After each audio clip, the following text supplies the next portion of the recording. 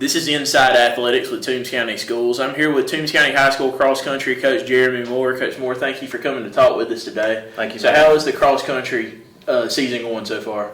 We've run 2 meets so far. We ran about 3 weeks ago at Jeff Davis at a little preseason invitational they have down at the river. And it was first run for a lot of our new kids.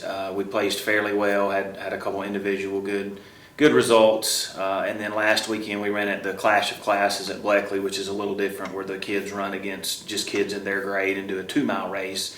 And again, we had 2 or 3 kids that placed in the top 10 and got medals at that meet. So we're 2 meets in, we got about 7 meets left, and again, with 2 pretty new groups, it's been a bit of a learning curve for some of them when they get in races. So 2 down, and again, we're going to be in action this week at Jeff Davis again at a little small meet, and then hosting our invitational in about 3 weeks here. So who are some of your runners that have stood out to you so far? Again, we've got a very young group. Our boys team is almost an entirely new team. We got about 14 or 15 boys, which numbers-wise is the best we've ever had, but it's primarily freshmen and sophomore and kids that have never run cross-country before.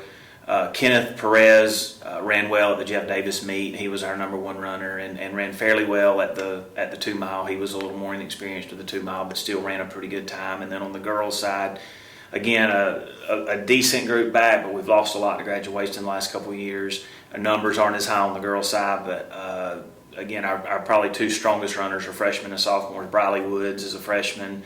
Ran our second best time at the Jeff Davis, and then she placed 8th in the freshman group at the Clash of Classes, so she's been running strong. And then Chloe Sanders, as a sophomore, ran for us a little bit last year and placed 6th at the region meet last year, and she ran well at Jeff Davis, and then she had an injury, I think, that kept her out Saturday, so we've only seen her in 1 race. So. Looking at the rest of the season, can you give us an outlook on how you see the rest of the season playing out?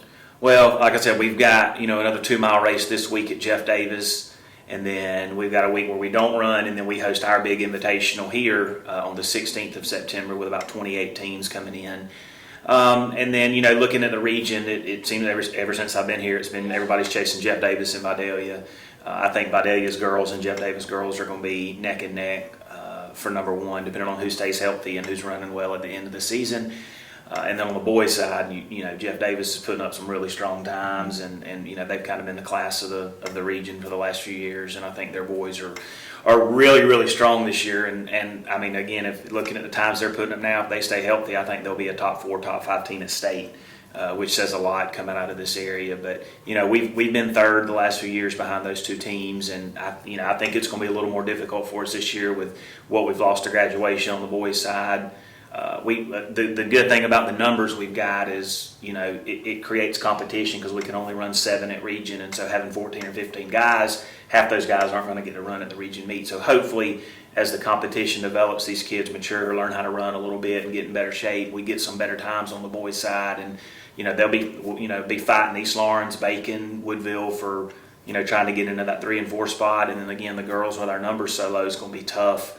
We got 3 or 4 that are running pretty decent times, but we got to find 2 more that are pretty solid if they're hoping to get back to state again this year. So, well, thank you so much for coming to talk with us, and good luck on the rest of the season to you guys.